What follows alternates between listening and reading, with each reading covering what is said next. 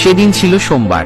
মিরসরাই উপজেলা স্টেডিয়ামে cup football টুর্নামেন্টের অংশ হিসেবে আবু তোরাব সরকারি প্রাথমিক বিদ্যালয় বনাম মোগাদিয়া আঞ্জুমান্নেছা সরকারি প্রাথমিক বিদ্যালয়ের মধ্যে খেলা চলছিল।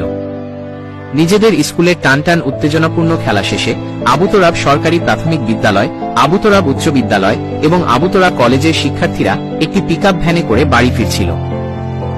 খেলায় জেতার খুশিতে উচ্ছ্বসিত শিক্ষার্থীরা গান গাচ্ছিল, হাসি ঠাট্টা করছিল। তখনও কেউ ভাবেনি এই আনন্দযাত্রা মুহূর্তেই পরিণত হবে চিরবিদায়ের কফিনে। পিকআপ ভ্যানটি অতিরিক্ত গতিতে মিরসরাই উপজেলা সদর থেকে আবু তোরাব এলাকার দিকে ছুটে যাচ্ছিল।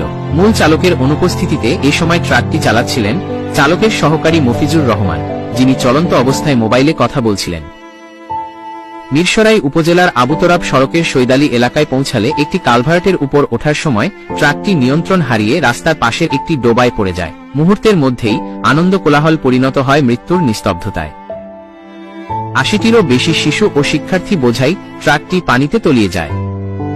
যারা তাৎক্ষণিকভাবে ট্রাক থেকে নামতে পারেনি তারা চিরদিনের জন্য হারিয়ে যায় মহাকালের অতল গহরে। ঘটনার পরপর ডোবার জল থেকে একের পর এক মরদেহ উদ্ধার হতে থাকে। প্রাথমিকভাবে কেউ ধারণা করতে পারেনি লাশের সংখ্যা শেষ পর্যন্ত ৪৫ এগিয়ে ঠেকবে। এই একটি দুর্ঘটনা কেড়ে নেয় ৪৩ জন শিশু শিক্ষার্থী ও ২ জন সাধারণ ফুটবল প্রেমী সহ সর্বমোট ৪৫ জনের জীবন। মিরসরাইয়ের আকাশ সেদিন ভারী হয়েছিল শুধু কান্না আর শোকের সুরে। দেশের ইতিহাসের সবচেয়ে ভয়াবহ ও নির্মম এই দুর্ঘটনা পুরো দেশকে শোকের সাগরে ভাসিয়ে দেয়। ঘোষণা করা হয় ৩ দিনের রাষ্ট্রীয় শোক।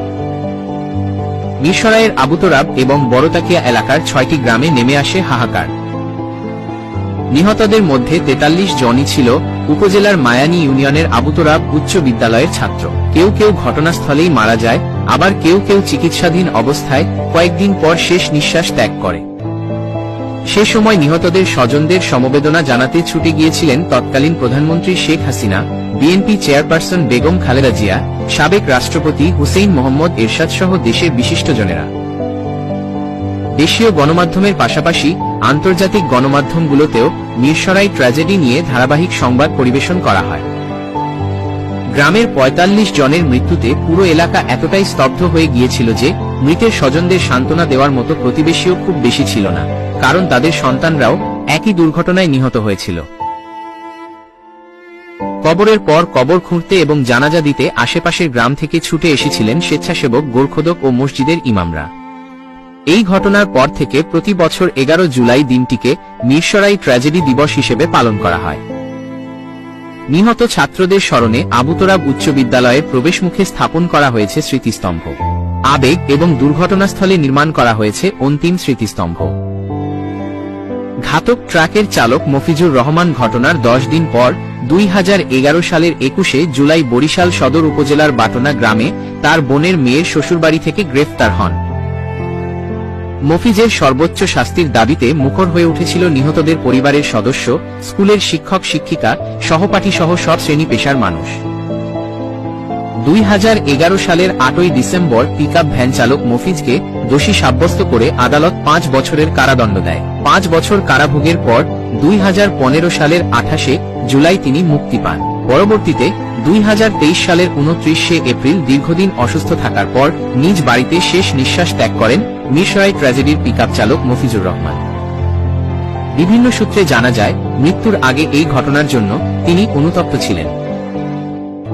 ঘটনার ১ যুগেরও বেশি সময় পেরিয়ে গেলেও সেই নির্মমতা মিরসরাইয়ের বাতাসকে আজও ভারী করে রেখেছে।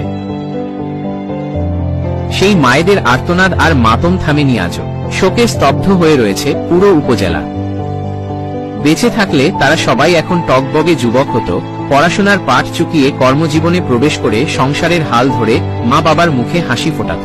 কিন্তু সামান্য একটু দায়িত্বহীনতার কারণে সেগুলো আজ অধরা রয়ে গেছে।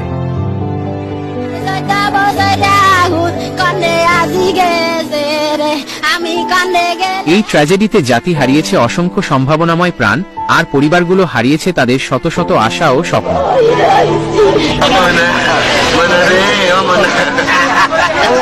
মিরসরাই ট্র্যাজেডি শুধু একটি দুর্ঘটনা নয়, এটি আমাদের সমাজের অবহেলার প্রতিচ্ছবি।